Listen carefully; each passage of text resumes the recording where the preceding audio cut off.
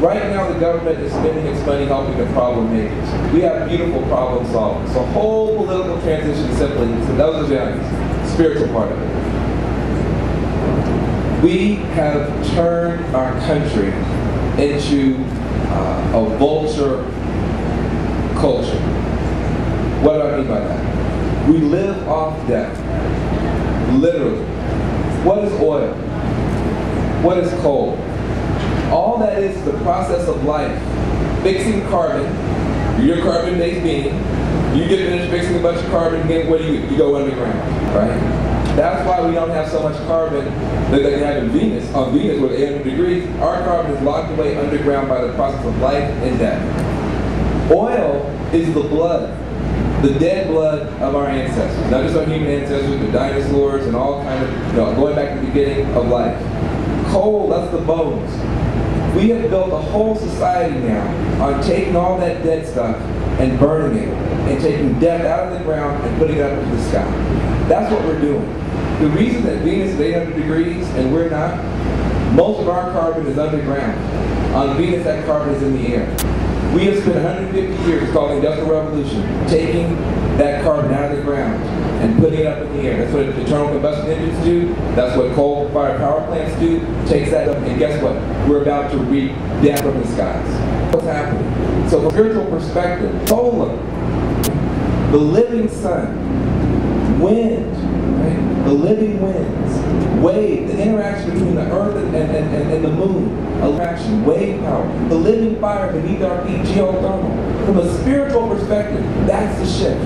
We've got to go from burning without ceremony in these engines, right?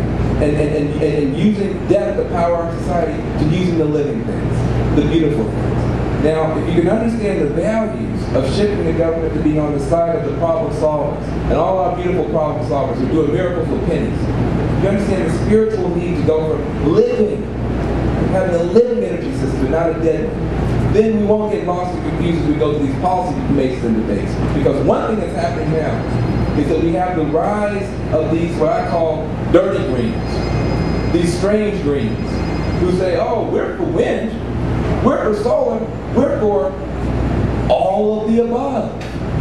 We're for all of the above. We want your wind, we want your solar, we also want nuclear.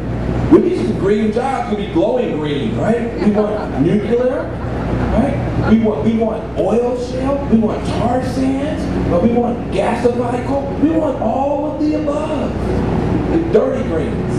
And we have to be very clear, no. First of all, if I went to a doctor and I said, doctor, I'm sick, what do you prescribe for? And the doctor said, all of the above. My doctor is not making wise choices. If I went to a nutritionist and I said, I didn't change my life, I want to go on a diet, what should I eat? The doctor said, all of the above. I've been fired that nutritionist. If I have a teenage son that says, I'm going out, what I'm doing? I'm going to do all of the above, right? You get a timeout. All of the above is not a wise way. It's a great soundbite for the strategy. It's not a wise way to move forward. So as these strange permutations on green show up, we have to be clear about what we truly stand for. There's a clean green solution that has the right values, that's spiritually consistent, that puts us in a different reality with the earth and with the future generation and with ourselves.